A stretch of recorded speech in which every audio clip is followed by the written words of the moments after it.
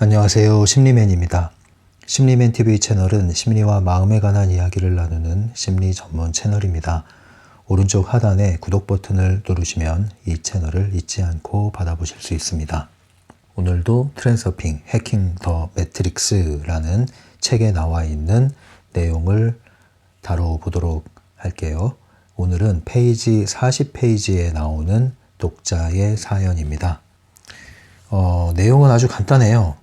한 페이지밖에 안 되는 내용이거든요. 바딤의 답변은 더욱 짧습니다. 한 문장이에요. 아주 간단한 내용이죠. 그러나 심리맨은 이 내용을 한 걸음 더 들어가서 살펴보려고 합니다. 굳이 이 독자 사연, 오늘의 주제에 제가 제목을 달자면 노래 따라 가는 인생, 뭐 이렇게 잡아볼 수 있을 것 같아요. 노래 따라 가는 인생이라는 검색어를 쳐도 글이 주르륵 나오고 있지요. 먼저 독자 사연을 간단하게 소개를 해드릴게요. 바딤에게 사연을 보낸 독자의 직업은 랩 작사가입니다. 작사와 작곡을 둘 다 한대요. 작사 작곡가예요. 내용인즉슨 뭐냐면 노래의 가사 내용이 실제로 가사 말처럼 현실이 나타나는 것을 자주 보아왔다는 거죠. 그러면서 이제 깨달았다는 거예요. 결국 자신의 성공에 대해서 랩 가사를 읊어왔던 그런 가수들이 실제로 큰 돈을 벌게 되었다는 걸 알게 됐다는 거죠. 근데 그 이유를 이제 알게 됐다 이렇게 얘기를 하는 거예요. 그게 다름 아니라 결국 그러한 의식이 가능태 공간의 특정 섹터를 동조시켜서 현실로 가져온 거 아니냐. 트랜서핑 원리에 부합해서 그 가사말대로 자신의 현실이 구현된 거 아니냐. 이제 이렇게 이해를 하게 된 거죠. 그러면서 얘기하는 게 나도 의식을 가지고 신경을 써서 노래를 만들어야겠다. 이렇게 얘기를 했어요.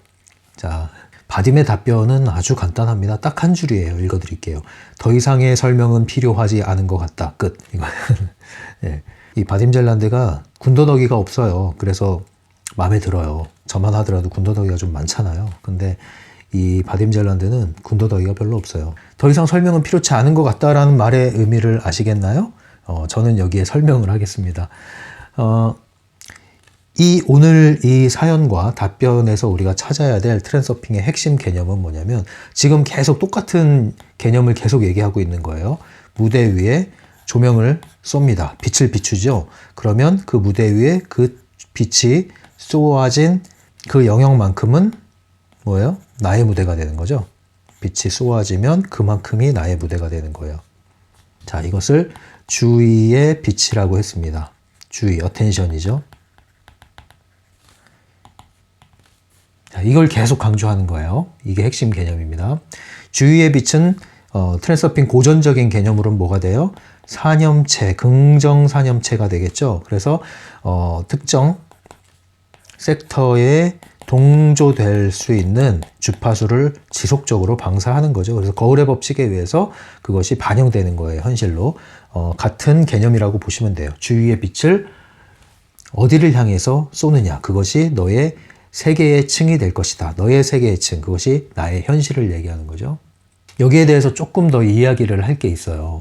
제가 오늘 제목을 노래 따라 가는 인생이라고 이야기를 했는데 실제로 그런 얘기를 들어보신 분들 있죠? 가수의 인생은 노래를 따라간다. 이런 얘기 들어본 적 있죠? 노래 따라가는 인생. 그래서 뭐 제목 운명론 또는 가사 운명론 이런 말로도 설명을 하는데요. 뭐 이런 얘기 할 때 예를 드는 여러 가지 이제 사례들이 있잖아요. 몇 가지 인터넷에서 건져온 것들을 소개를 해드리면요. 세상은 요지경이라는 노래 아세요? 신신혜 씨가 부른 노래. 제가 알기로 신신혜 씨는 연기자로 알고 있는데 노래를 불렀죠. 세상은 요지경이라고. 근데 이런 얘기가 나와요. 이 신신혜 씨가 부른 세상은 요지경의 가사가 어떤 가사가 있어요? 여기도 작아 저기도 작아 작아가 판친다 이런 가사가 있는데 신신혜 씨가 이 가사 말대로 사기 피해를 당했다 이런 얘기가 나와 있고요.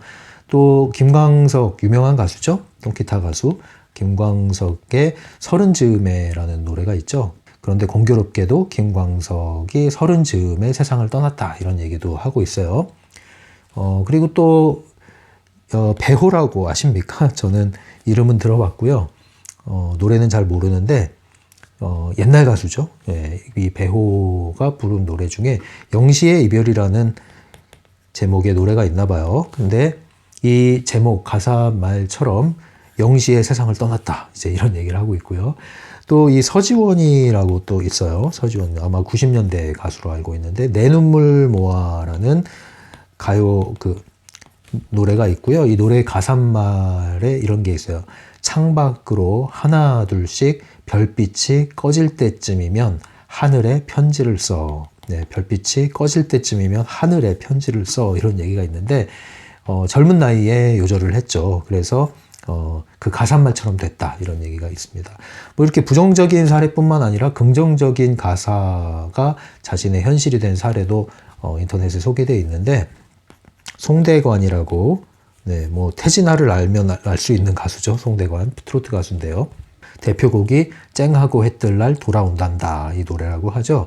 근데 그 가사처럼 10년 넘게 유명세를 타지 못하다가 결국에는 유명해진 가수라고 하는데요. 가사말 그대로 쨍하고 해뜰 날이 돌아왔다, 이렇게 해석을 하고 있습니다.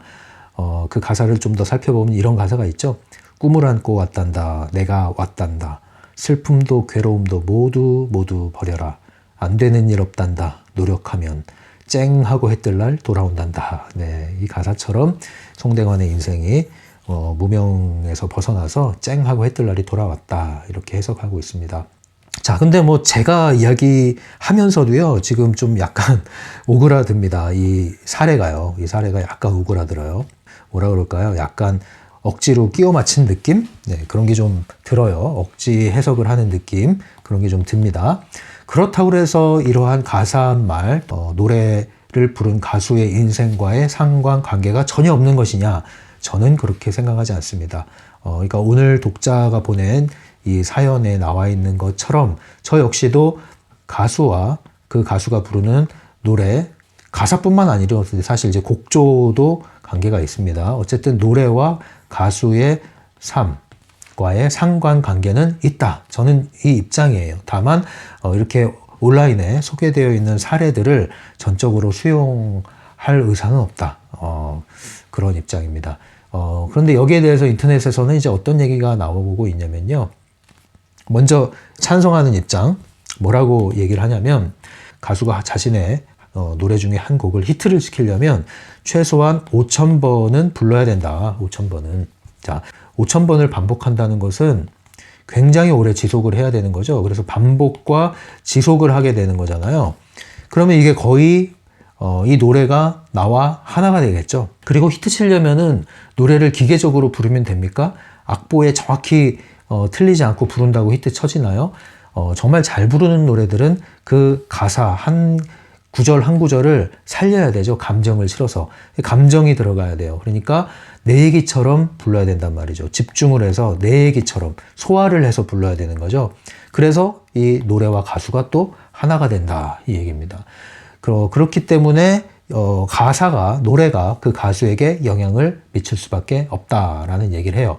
가수 100명에게 자신의 히트곡이 삶에 미친 영향을 물어봤답니다. 그랬더니 91명이 히트곡 가사와 같은 삶을 살았다고 이야기를 했다고 얘기를 하는데, 자, 근데 이제 이렇게 조사를 한 출처가 어딘지 이런 건 이제 밝혀지지가 않았어요. 그러니까 이런 것이 정확하지 않은 것에 대해서는 무조건 받아들일 수가 없는 거죠. 합리적인 사고를 거치지 않고서 그냥 무분별하게 받아들이다 보면 여러분, 거짓 정보를 여러분들이 부풀려서 받아들일 수가 있습니다. 일리가 있지만 근거에 대해서는 출처가 확실하지 않기 때문에 이러한 것을 다루는 데 있어서는 조금 조심스럽다, 이런 입장이에요. 그래서 나무 위키라고 하는 곳에서 들어가서 보시면 아시겠지만 가사 운명론, 제목 운명론, 여기에 대해서 굉장히 부정적인 입장을 갖고 있고요. 이런 것들이 거의 다 영양가 없는 자기 개발류의 글들을 통해 확산된 억지 주장이다라는 입장을 보이고 있습니다. 물론 이제 그런 영향이 없지 않아 있다는 것을 저는 인정을 합니다만, 그렇다고 해서 전면적으로 이런 것을 부정하고 부인할 수 있는 것은 아니다라는 게 저의 입장이에요. 단순히 노랫말과 그 가수의 인생을 단순하게 비교해서 사례를 찾기 시작하면요, 결과론적으로 너무 끼워 맞추기식이 될 수가 있거든요. 그래서 그런 부분에 있어서는 가사 운명론을 그런 식으로 설명하고 싶지는 않습니다. 또한 반대 사례, 이것을 반박할 수 있는 반대 사례가 있다고 해서 전혀 그 가수가 부른 노래와 아무런 상관이 없다, 아무런 영향이 없다라고 단정할 수도 없다는 게 저의 입장이에요. 그래서 핵심이 뭐냐면은, 핵심은 그 가사 노랫말이 아니라 노래를 부르는 그 사람의 태도에 달려 있다, 저는 그렇게 보고 있어요. 이제 이게 노래 악보집이라고 합시다. 가사집. 이 노래가 쨍하고 해뜰날처럼 밝고 긍정적인 노래일 수도 있고요. 먹구름이 껴있는 이렇게 우울한 노래일 수도 있습니다. 자, 그리고 이 가수가 이제 이 노래를 받아서 부르죠. 감정을 표현해서, 감정을 심어서 부릅니다. 네. 수천 번을 부릅니다. 자, 그래서 히트를 했어요. 반짝반짝. 그러면 이 사람이 우울한 노래를 이렇게 소화를 해서 히트를 치면 이 사람은 이 가사처럼 우울해집니까? 아니잖아요. 이렇게 밝은 가사를 소화를 해서 밝은 노래가 히트를 치면은 이 사람 인생이 쨍쨍쨍 빛나던가요? 그렇지도 않잖아요. 꼭 그렇지도 않잖아요. 자, 이것만 보면은 전혀 상관이 없어 보이죠? 그런데 영향을 받는 사람이 있다는 겁니다. 반드시 이러한 구조로 작동하는 건 아니지만 영향을 받는 사람이 있다는 거예요. 관건이 뭐냐, 그 차이가 뭐냐, 바로 이 사람에 달려 있다는 겁니다. 사람에. 노래를 부르는 사람이 어떠하느냐, 그 사람의 태도에 따라서 그 사람이 밝은 노래를 부르면 그 사람의 인생이 더 밝아지고, 우울한 노래를 부르면 그 사람이 더 우울해지는 거예요. 그러니까 이 사람이 하나의 필터가 되는 거죠. 이 사람의 존재, 태도, 그 사람의 태도, 존재가 더 중요한 것이지, 이 노래는 거기에 영향을 줄 수도 있고 안 줄 수도 있는 거예요. 그런데 가수가 노래를 부른다는 건 아까 이야기한 것처럼 정말 수천 번 노래를 부르잖아요. 그런데도 영향을 안 받는 건 뭘까요? 그것은 이 노래와 내가 분리되어 있는 거예요. 나는 일로서 노래를 불어, 직업으로서, 직업인으로서의 가수로서 노래를 부르는 일을 해. 그럼 이게 분리되어 있는 거예요. 그런데 내 삶이 곧 가수야. 나는 단지 직업인으로서 노래를 부르는 가수일 뿐만 아니라 나는 가수가 곧 나의 인생이야. 이러면 이 노랫말이 이 사람과 혼연일체가 되는 겁니다. 태도가 달라진 거죠. 노래에 대한 태도. 그렇죠? 그래서 영향을 받는 사람과 받지 않는 사람은요, 사실은 그 노래가 무엇인가가 중요한 게 아니라 그 노래를 받아 부르는 그 사람이 누구인가가 중요한 겁니다. 그래서 삶이 곧 가수다. 노래하는 게 나의 삶이다. 이런 사람은 이 가사와 노래에 대해서 열려 있는 거예요. 이것을 온 존재로 받아들일 준비가 돼 있는 사람이죠. 그러면 그 노랫말이 아무래도 이 사람에게 영향을 미치겠어요? 안 미치겠어요? 미치겠죠. 그래서 밝은 노래를 부르면 밝아지고 우울한 노래를 부르면 우울해집니다. 그렇게 이해를 하시면 됩니다. 확언을 한다고 그러죠. 그리고 평상시에 생각하는 거 있잖아요. 우리가 지속적으로 생각하는 거, 사념. 생각한다, 사념체를 방출한다, 확언을 한다 이랬을 때는 그 말과 생각 밑바탕에 뭐가 깔려 있습니까? 믿음이 깔려 있어요. 믿음. 확신이 깔려 있다는 거죠. 의심이 적어져 있고, 그리고 그걸 받아들이잖아요. 완전히 내 걸로 만들어버리잖아요. 그러니까 그것이 영혼과 마음의 일치라는 것이 일어나는 것이죠. 그러니까 반영이 되는 거예요. 거울의 법칙에 의해서. 가수도 마찬가지입니다. 이 노랫말을 내 걸로 받아들여, 내 얘기로 받아들여. 영혼과 마음이 일치해. 내 마음이 이것과 하나가 돼. 완전히 동조가 돼. 그럼 어때요? 그대로 거울의 법칙에 의해서 작동이 되기 시작하는 거예요. 그래서 결국은 이 가수의 태도, 노래를 대하는 태도, 가수의 존재 자체가 중요하다. 그것이 변수이다. 그것에 따라서 영향을 긍정적으로 받는 사람이 있고 부정적으로 받는 사람이 있고 영향을 받지 않는 사람이 있는 겁니다.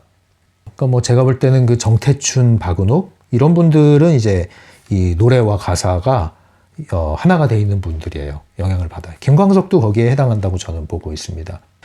그래서 예전에 어떤 구독자분이 이 영상을 보고 있을지 모르겠는데 어떤 구독자분이 음악을 하는 분이에요. 질문을 해온 게 있는데 이 책을 읽다가 그런 궁금증이 들었었나 봐요. 본인은 우울한 음악을 만들고 연주하고 이렇게 부른다고 합니다. 그런데 이것이 펜듈럼에 빠지게 되면 어떻게 하는가라는 우려가 좀 있었나 봐요. 아무래도 우울한 음악을 주로 부르고 만들고 하다 보니까. 그런데 제가 그렇게 답변을 했습니다. 우울한 음악을 한다고 해서 반드시 우울해진다는 건 아니다. 그리고 우울이라는 것 자체가 나쁜 감정이라고 여길 필요도 없다. 오히려 또 우울한 음악을 통해서 사람들의 심금을 울리고 그럼으로써 유명해지는 경우도, 히트를 치는 경우도 많이 있다. 그래서 얼마든지 우울한 음악으로 펜듈럼에 휘둘리지 않고 펜듈럼을 이용할 수도 있다. 그렇게 하려면 어떻게 되느냐? 그 음악과 자신을 분리시킬 줄만 알면 된다. 역할을 하는 거죠, 역할을. 나는 그 우울한 음악을 직업으로서, 아티스트로서 음악을 다루는 역할을 구분해서, 내 자연인으로서의 나와 구분해서 할 수만 있다면 큰 문제가 없다. 이렇게 얘기를 했고요. 그리고 우울이라는 감정이 나쁜 게 아니라고 그랬죠. 그래서 무조건 부정적으로만 볼 필요가 없다. 실제로 우리가 우울할 때 우울한 음악을 들음으로써 우울이 정화되기도 하고요. 마음이 차분해지고 편안해지기도 합니다. 우울과 슬픔, 이런 것은 정상적인 인간의 감정 중에 하나죠. 괴로움, 외로움. 이것도 정상적인 감정 중에 하나예요. 그것을 왜곡시키는 것이 문제죠. 거기에만 빠져드는 것이 문제죠. 그렇지만 않다면 우리는 인간이 느낄 수 있는 다양한 감정 중에 한 부분을 소중하고 섬세하게 정교하게 다룸으로써 그 감정선을 충분히 느낄 수 있게끔 도와줄 수도 있습니다. 그죠? 그래서 우울한 음악을 한다고 해서 내가 우울해진다는 것은 아니다. 반드시 그렇진 않다. 또 이제 생각나네요. 조덕배라고 옛날 가수가 있어요. 이 조덕배 가수도 제가 볼 땐 이 존재로서 노래를 부르는 사람입니다. 그래서 굉장히 가사가 다 우울하고 암울하고 슬프고 그런데 이 사람 좀 그래요. 조덕배라는 가수가. 영화도 마찬가지예요. 영화배우 있죠. 영화배우도 배역에 따라서 영향을 많이 받을 수가 있고요. 받는 경우가 있습니다. 모든 사람이 그런 건 아니지만 그래서 지나치게 그 배역에 몰입을 한 나머지 그 역할과 혼연일체가 되고 나중에 분리가 되지 못할 경우에 문제가 되는 경우가 많이 있어요. 그래서 우울에 빠지고 우울에서 벗어나지 못하는 경우도 있죠. 심할 때는 극단적인 선택을 하는 경우도 있습니다. 그래서 우리가 영화를 촬영을 할 때 어린 미성년 배우인 경우에는 그 배역이 무엇이냐에 따라서 심리 상담하는 사람이 붙기도 해요. 한국에서는 모르겠지만 외국에서는 그렇게 하고 있죠. 영향을 받지 않도록 최소화할 수 있도록 도와줘야 되기 때문에 그렇습니다. 이것이 사실 우리가 더 넓게 보면은 이 인생 자체가 하나의 필름, 돌아가는 시나리오를 입혀서 돌아가는 영화 필름 아니겠습니까? 이 필름 안에서 우리는 각자 자신의 뭘 하고 있어요? 역할을 하고 있어요, 역할. 배역을 하나씩 맡고 있단 말이에요. 시나리오 1, 시나리오 2에 따라서 다양한 배역을 우리가 맡고 있어요. 네. 그러면 우리가 알아차려야 될 건 뭐냐면 이 각각의 배역이 무엇인지 알고 나는 여기서 어떤 역할을 하고 있는지 알고 그것과 내가 분리되어 있으면 되는 거예요. 분리되어 있는 게 깨어 있는 거잖아요. 극장에서 관객으로서 영화를 보는 것과 같죠. 영화에 빠져들지만 동시에 나올 수도 있는 거죠.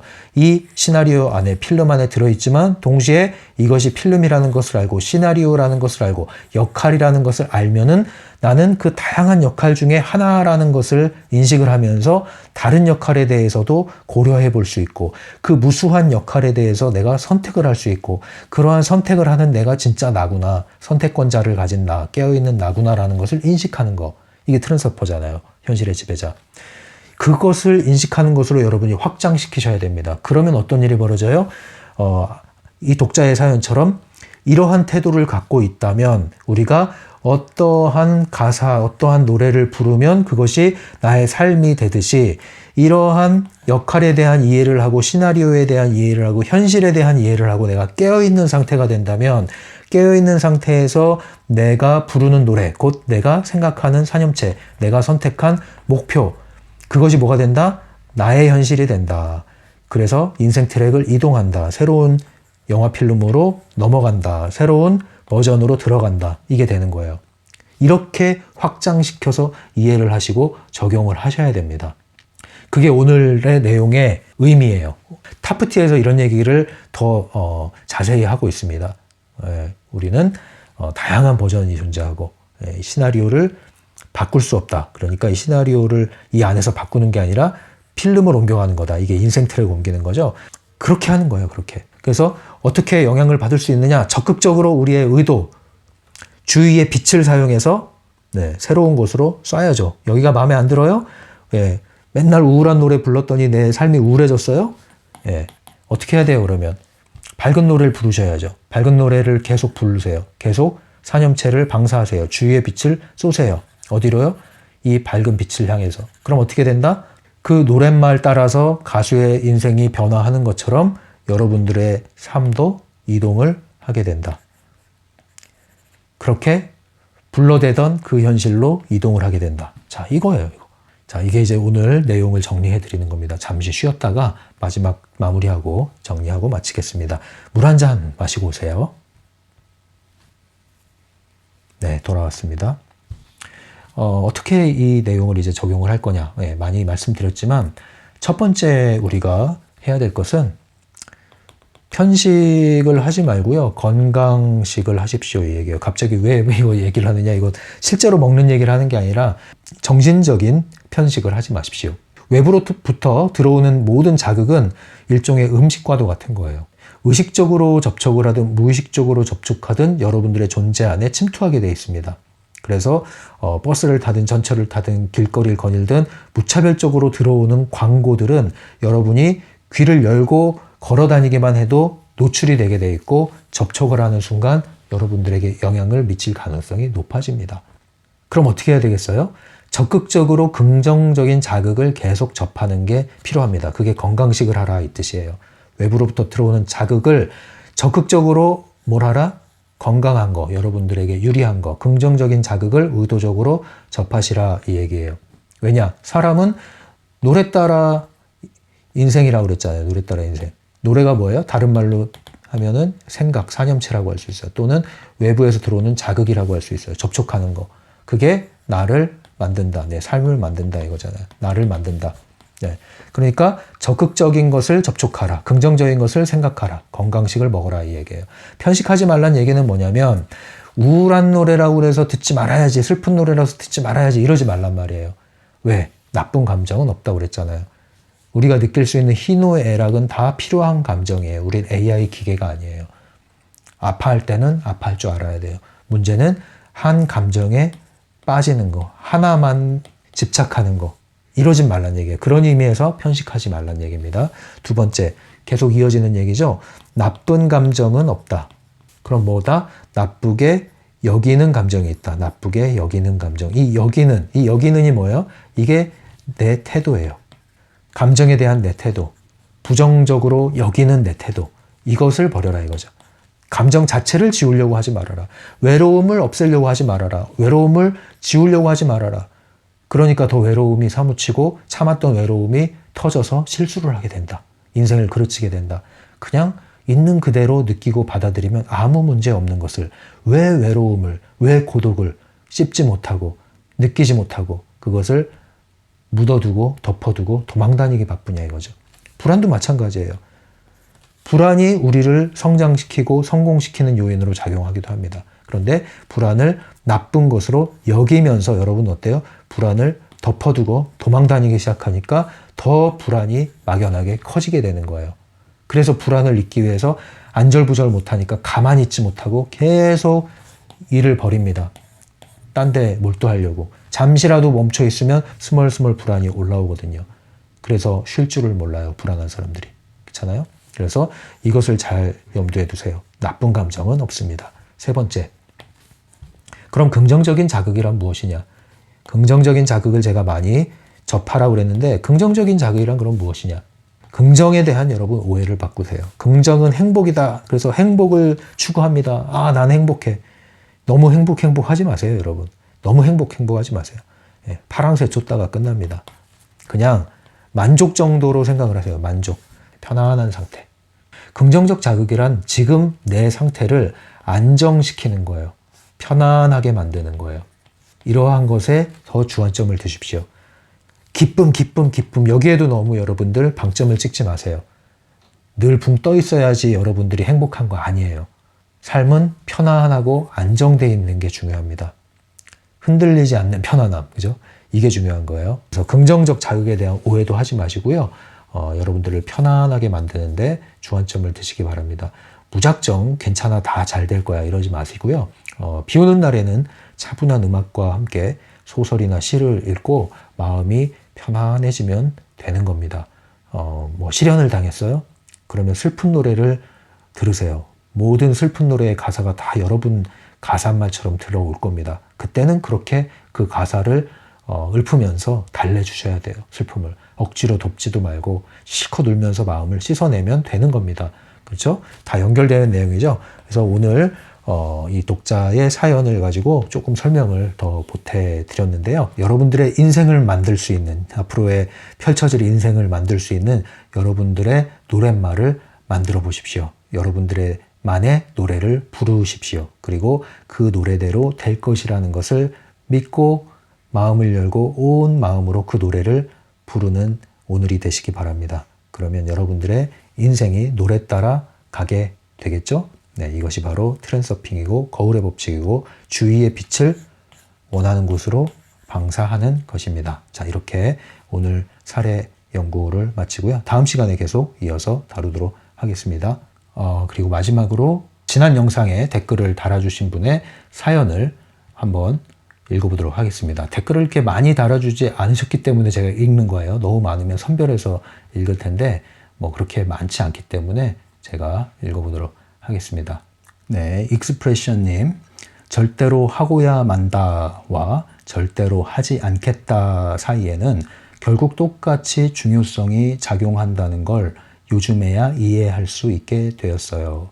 적어도 한쪽만 보다 양쪽 정도는 볼 수 있게 되었네요.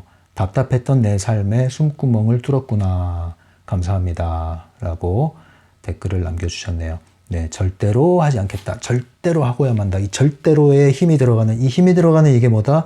양극단으로 가는, 균형력을 일으키는, 균형을 깨트리는 중요성이 들어간 에너지라는 거죠. 중요성이 들어가서 균형이 깨지기 시작하면 반드시 복원하는 힘이 나오게 돼 있다. 그것은 뜻하지 않는 부메랑 같은 환경이 오는 것이라고 그랬죠. 그래서 지나치게 힘을 주지 말아라. 중요하지 않다는 게 아니라 에너지적인 차원에서 중요성, 지나친 중요성을 부여하진 말아라. 그 얘기를 했어요. 그러니까 아까 말씀드린 대로 편안하고 안정된 상태로 무언가를 풀어나가는 것이 가장 좋은 겁니다. 예선님, 명쾌한 설명을 들으니 시원합니다. 도움 많이 받고 있습니다. 감사합니다. 네, 예선님 감사합니다. 진공상태님, 항상 잘 보고 있습니다. 감사하고요. 와플님, 진로 고민과 거부감에 대한 이슈 때문에 고민이 깊었는데 감사합니다. 힌트를 얻고 가네요. 네, 유수연님, 무심히 지나칠 일도 내가 중요성을 부여한 순간 더 도드라져 보이고 신경 쓰이는 것 같아요. 물론 내가 이루고자 하는 일이 있다면 그런 상황이 주어졌을 때 나의 관심이 옮겨가겠죠? 제가 심리맨 TV를 알게 된 것처럼요. 네, 맞습니다. 우리가 관심을 둔다는 게 중요성이 들어간 거죠. 중요성이 들어가면 아무래도 더 두드러져 보이고 더 신경이 쓰이게 되겠죠? 네, 그것을 긍정적인 쪽으로 전환시켜서 여러분들이 원하는 것, 여러분들이 필요로 하는 것에 관심을 기울이시고 주의를, 빛을 쏘셔서 여러분들의 원하는 무대를 끌어오시기 바랍니다. 감사합니다. 댓글로는 남기지 않았지만 오픈챗으로 반응을 해주시거나 또 보이지 않는 곳에서 마음으로 응원하시고 지지하시는 분들이 있다는 거 알고 있습니다. 모두에게 좋은 에너지를 보내드리면서요. 다음 시간에 다시 만나 뵐게요. 지금까지 심리맨이었어요.